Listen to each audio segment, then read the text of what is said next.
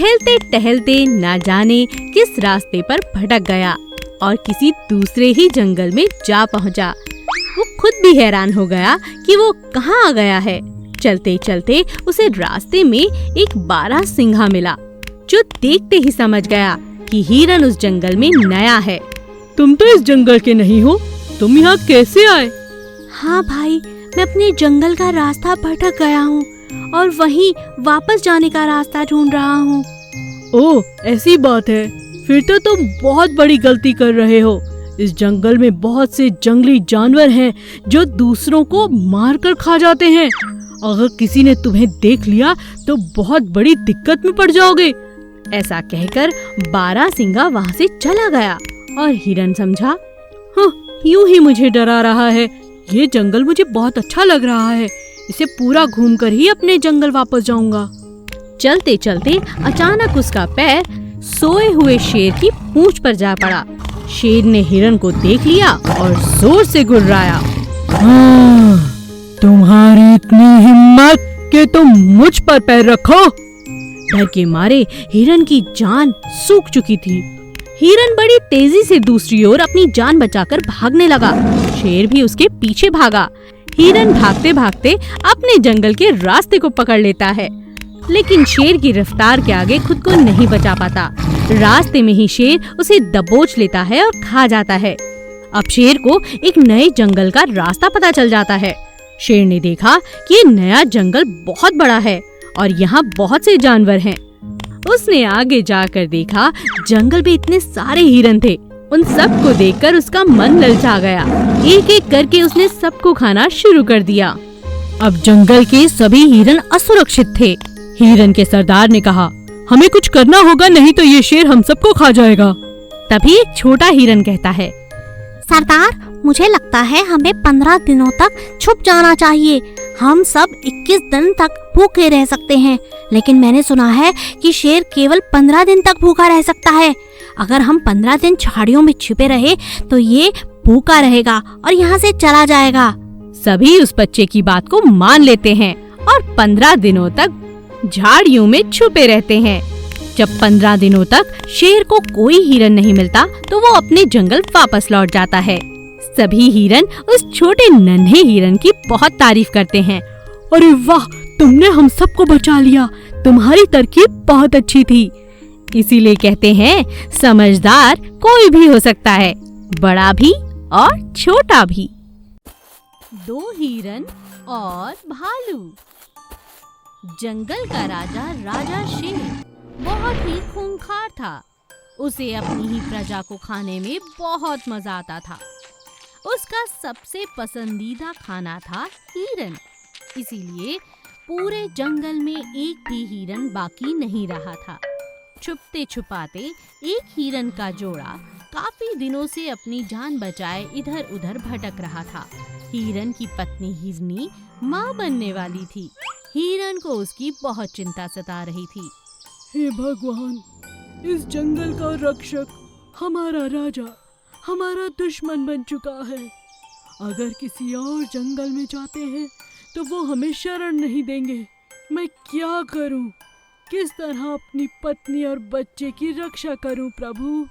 दिन रात हिरन यहाँ वहाँ अपनी पत्नी को लिए भटक रहा था।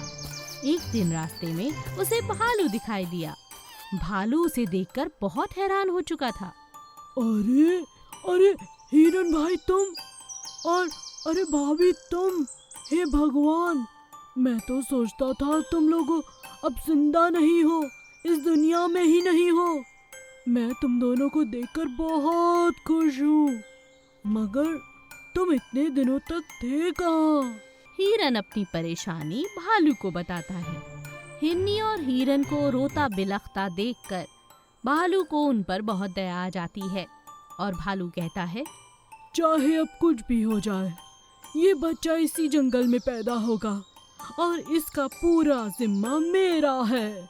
चलो मेरे साथ। भालू हिरन और हिरनी को लेकर जंगल के बीच में पहुंचता है और अपने दोस्तों को इकट्ठा करता है और कहता है, सुनो सुनो सुनो मेरे दोस्तों, आज आप सभी यहाँ हिरन को देखकर बहुत हैरान होंगे।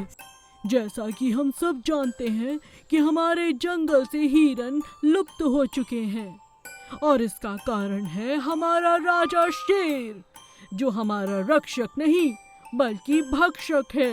अब हमारी हिरनी बहन माँ बनने वाली है। एक नया हिरन इस जंगल में आने वाला है, मगर उसकी जान को खतरा है। दोस्तों, मैं आप सबका साथ चाहता हूँ और अपने शेर को मार गिराना चाहता हूँ। अगर वो ही नहीं रहेगा तो यहाँ पर इस तरह का कोई मासूम परेशान नहीं रहेगा। भूलिए मत, आज ये हिरन की बात है, कल हम में से किसी की भी हो सकती है। भालू के इतने सारे अच्छे विचार सुनकर जंगल के सभी जानवर उसके साथ हो लिए और बंदर ने कहा, तुम बिल्कुल ठीक कहते हो, मैं तुम्हारे साथ हूँ और मैं ही क्या, हम सब तुम्हारे साथ हैं। बताओ क्या करना है। सभी जानवर मिलकर राजा को मारने के लिए एक योजना बनाते हैं। वो कुछ बहुत स्वादिष्ट खाने का पकाते हैं जिसमें जहर डाल देते हैं और अपने राजा को खिला देते हैं। राजा भोजन को देखकर बहुत खुश होता है, मगर भोजन खाने के तुरंत बाद उसकी मौत हो जाती है। राजा शेर को मरा हुआ पाकर अब सभी जंगलवासी बहुत खुश थे। हिरन भालू का शुक्रिया अदा करता है। तुम्हारा बहुत बहुत शुक्रिया, तुमने हम दोनों को, हमारे बच्चे को बचाया। हम तुम्हारा एहसान नहीं भूलेंगे दोस्त। और इसी तरह खुशी खुशी सभी जंगलवासी दोबारा जीने लगते हैं और अपना राजा भालू को बना देते हैं। मुर्गी की लकड़ी के जानवर की तलाश। एक दिन मुर्गी अपने बच्चों के साथ गांव के पास टहल रही थी। मुर्गी के बच्चे ने छोटे छोटे गांव के बच्चों को लकड़ी के खिलौनों से खेलते हुए देखा। मुर्गी के बच्चे का मन एक नया खिलौना पाने का करने लगा। मुर्गी के बच्चे ने कहा, माँ, मुझे भी ऐसा लकड़ी का खिलौना ला दो ना। हमारे पास तो ऐसा खिलौना है ही नहीं। देखो देखो, कितना सुंदर लकड़ी का खिलौना है। बंदर, चूहा, ये सब लकड़ी के हैं माँ। और वो लट्टू कितना अच्छा है। ठीक है बेटा, जल्दी ही ला दूंगी। अब शाम होने वाली है, चलो घर चलते हैं। मुर्गी अपने बच्चे को समझाती है और उसे खिलौना देने का वादा कर बैठती है। रात को सोने से पहले मुर्गी का बच्चा उससे फिर से पूछता है, माँ, वो लकड़ी का खिलौना कब ला कर दोगी? मुर्गी उसे जवाब देती है, बहुत जल्द ला दूंगी, सो जाओ। मुर्गी का बच्चा चुपचाप सो जाता है और सपने में देखने लगता है कि उसके पास बहुत सारे लकड़ी के खिलौने हैं। बेचारी मुर्गी वादा तो कर बैठी थी, लेकिन अब वो चिंता में पड़ गई। आखिर वो अपने बच्चे को लकड़ी का खिलौना कहाँ से ला कर दे। आज तो गुड्डू को मैंने जैसे तैसे संभाल लिया। उसकी इच्छाओं को पूरा करना एक माँ होने के नाते मेरा फर्ज बनता है। लेकिन लकड़ी का खिलौना हमारे जंगल में कहाँ मिलेगा? मुर्गी इस बात से बहुत चिंतित रहने लगी। अगले दिन उसका बच्चा फिर से सुबह उठकर उससे कहता है, माँ, आज हमें लकड़ी का खिलौना दिलाने वाली हो ना? मुर्गी फिर से अपने बच्चे से कहती है, हाँ, क्यों नहीं, शाम तक रुक जाओ। जाओ, अभी जाकर खाना खा लो और बाहर खेलने चले जाओ। बच्चा बाहर खेलने चला जाता है, लेकिन मुर्गी चिंता में रहती है। तभी उसकी छोटी बहन सोना उससे मिलने के लिए आती है। अरे दीदी, कैसी हो? बहुत दिन हुए, सोचा तुम्हारा हाल चाल ही पूछ लूं। और आपका बेटा कहाँ है? गुड्डू कैसा है?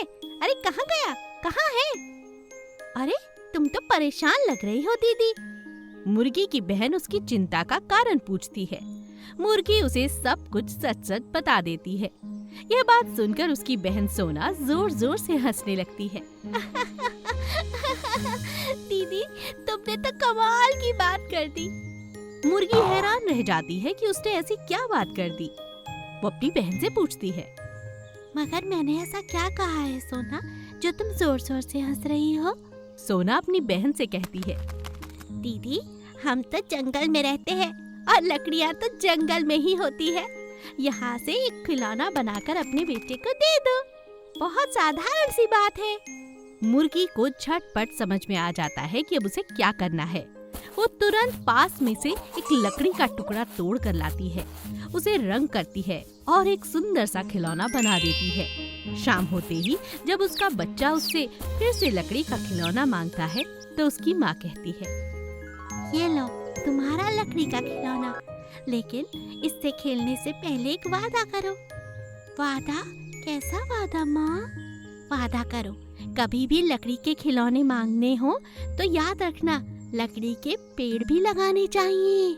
तो चलो माँ, हम अभी पेड़ लगाते हैं। दोनों माँ बेटा जाकर एक नया पेड़ लगाते हैं और फिर उसके बाद वो बड़े मजे से लकड़ी के खिलौने के साथ खेलने लगता है। बंदर और भेड़िए की दुश्मनी।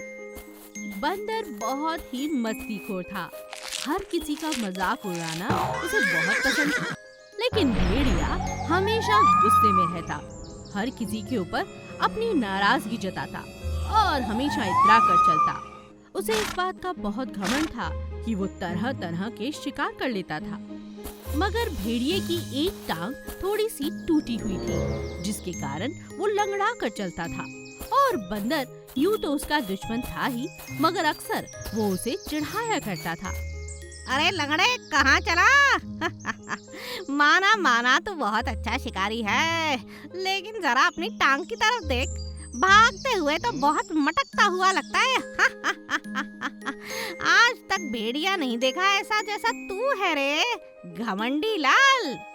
भेड़िए को बंदर का इस तरह से उसका मजाक उड़ाना बिल्कुल पसंद नहीं था।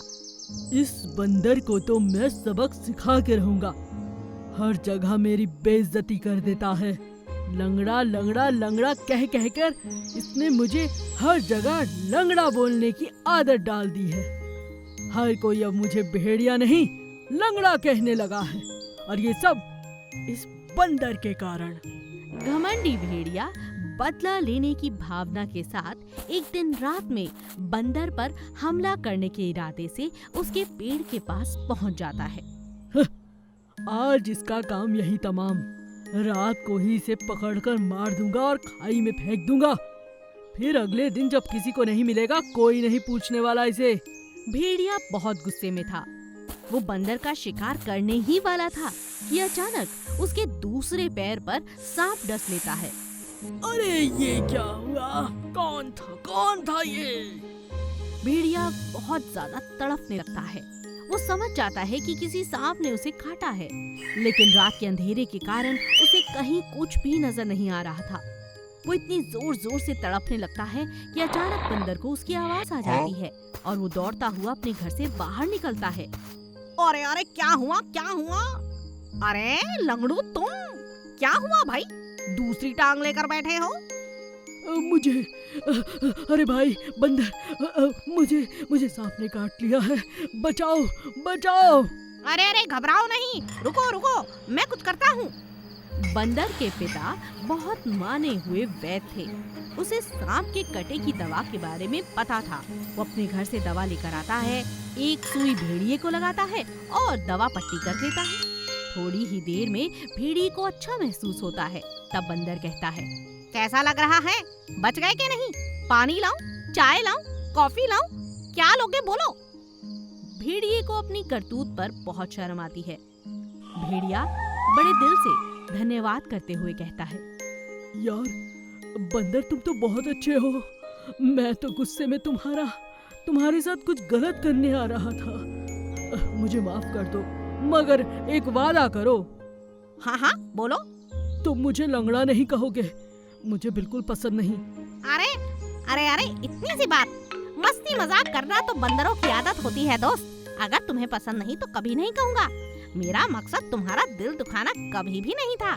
चलो आओ, अंदर चलो, बैठकर मजे से चाय पियेंगे। और इस तरह दोनों की शत्रुता खत्म हो जाती है और दोनों अच्छे मित्र बन जाते हैं।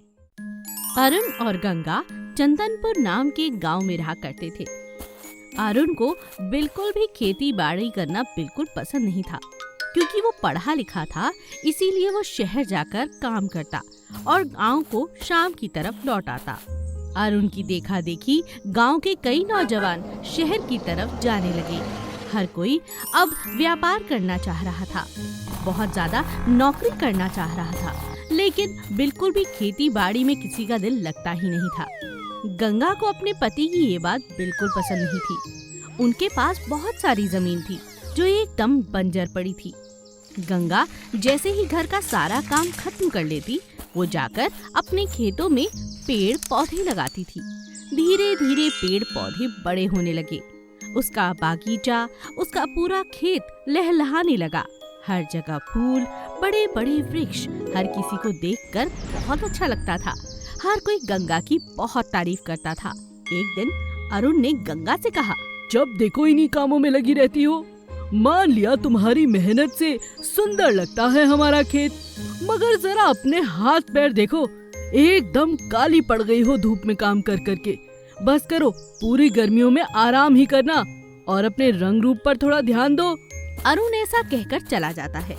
गंगा को ये बात बहुत बुरी लगती है। अचानक शाम के समय मौसम बहुत बिगड़ जाता है। गंगा अपने पति का इंतजार करने लगती है। शाम को जब उसका पति घर आता है तो वो बहुत ज्यादा निराश और परेशान था। गंगा उसे पूछती है, क्या बात है, आप कुछ कहते क्यों नहीं, इतने परेशान क्यों लग रहे हो? अरुण उसे बताता है कि आज उसकी नौकरी चली गई है। अब कोई भी गांव का व्यक्ति शहर में काम नहीं कर सकता। सरकार का ये फैसला है कि जो लोग गांव में रहकर अपने खेतों का ख्याल रखेंगे और उसके बाद नौकरी करेंगे, उन्हीं को बहुत ज्यादा काम मिलेगा। गंगा इस बात पर अरुण से कहती है, अरे तो परेशानी की क्या बात है, आपकी नौकरी कहीं नहीं जाएगी, मैं वादा करती हूँ। अगले दिन 2 सरकारी महिलाएं पूरे गांव का चक्कर लगाती हैं और हर घर में जाके ये पता करती हैं कि गांव में लोग खेती बाड़ी कर भी रहे हैं या केवल शहर जाकर कमाना चाहते हैं। जब वे दोनों महिलाएं गंगा से मिलने आती हैं तो गंगा का खेत देखकर और उसकी बातें सुनकर वे बहुत प्रसन्न हो जाती हैं। अरे वाह गंगा, तुमसे मिलकर तो हमें बहुत खुशी हुई। और तुम्हारा ये खेत केवल एक ही खेत है पूरे गांव में जो इतना लहलहा रहा है। इतने सुंदर वृक्ष, प्यारे प्यारे फूल पत्ते, वाह मजा आ गया। सरकार को तुम पर गर्व है। तुम्हारे पति को एक अच्छी नौकरी सरकार देगी और ये जो तुम शुभ काम कर रहे हो उसके बदले में सरकार ने तुम्हें एक सोने का पेड़ देने का इनाम दिया है। ये देखो, ये नन्हा सा सोने का पेड़ सरकार की तरफ से आप दोनों के लिए इनाम है। पूरे गांव के सामने अरुण और गंगा को सम्मान दिया जाता है। दोनों बहुत खुश हो जाते हैं और फिर अरुण अपनी पत्नी से कहता है, सच में गंगा, तुमने तो इतना बड़ा काम कर दिया। मैंने तो कभी इसकी कल्पना भी नहीं की थी। नौकरी भी मिल गई और हमारे खेत भी बच गए। और इस तरह दोनों फिर से बहुत खुशी खुशी रहने लगते हैं। अरुण अपनी सरकारी नौकरी पर जाता है और गंगा गांव में रहकर ही खेतों का ख्याल रखती है। मिट्ठू तोता अपनी पसंदीदा लड़की मिट्ठी तोती से शादी करने वाला था। पूरे गांव को हर पक्षी के घर जा जाकर वो न्योता देते हैं, मगर काले कौवे को कोई भी शादी में बुलाने को तैयार नहीं था। मीठी तोती अपने होने वाले पति मिट्ठू तोते से कहती है, ये तुमने बिल्कुल ठीक किया। ये काला कौवा बिल्कुल अच्छा इंसान नहीं है। इसने मुझे दिन रात परेशान किया है। मैं इतनी खूबसूरत जो हूँ, तुमने इसे ना बुलाकर मेरा दिल खुश कर दिया। तुम्हारी खुशी के आगे मुझे और क्या चाहिए मीठी। तोता और तोती बहुत खुश थे। जंगल के सभी पक्षी उनकी शादी की तैयारियों में लग जाते हैं। लेकिन जैसे ही कौवे को ये बात पता चलती है कि सभी पक्षियों को बुलाया गया है सिवाय कौवे को छोड़कर, तो उसे बहुत ईर्ष्या होती है। अब वो तोता और तोती को परेशान करने की योजना बनाने लगता है। अगले दिन शादी के जोड़े में बैठी हुई तोती अपने जेवरों को ढूंढ रही थी। अरे कहाँ गए? कहाँ गया मेरा हार? यहीं तो रखा था। तोते ने कितने प्यार से शहर से मेरे लिए वो जेवर लाए थे। अब मैं क्या पहनूंगी? ये मेरे साथ क्या हो गया?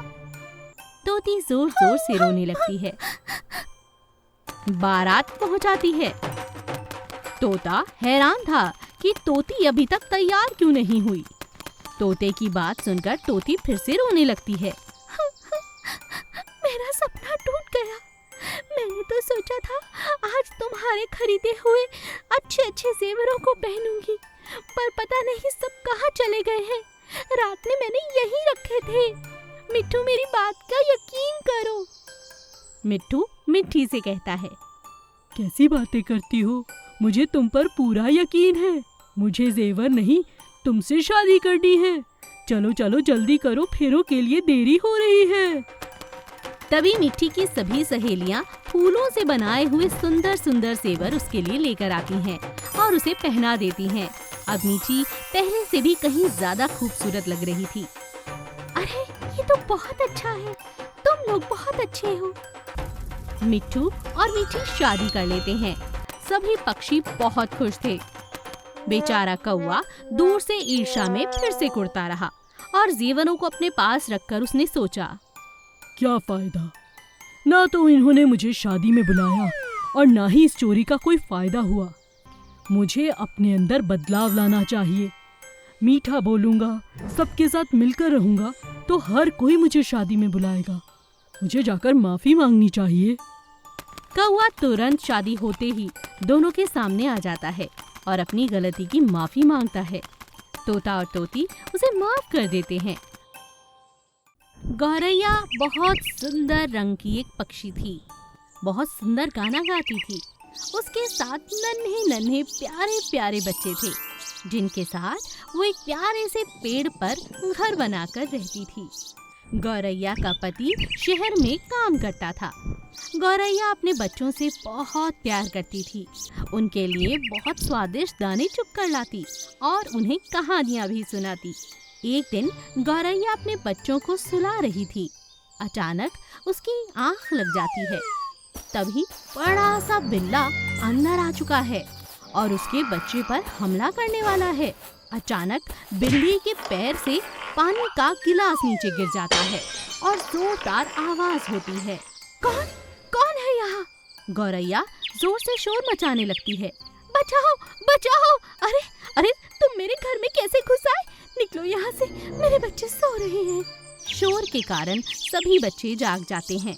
गौरैया डर के मारे जोर जोर से चिल्लाने लगती है, आज तो मैं जा रहा हूँ, लेकिन कल तक ध्यान रखना, किसी एक बच्चे को तो खा कर ही जाऊंगा। हाँ, मेरी पूरी नजर है तुम्हारे बच्चों पर।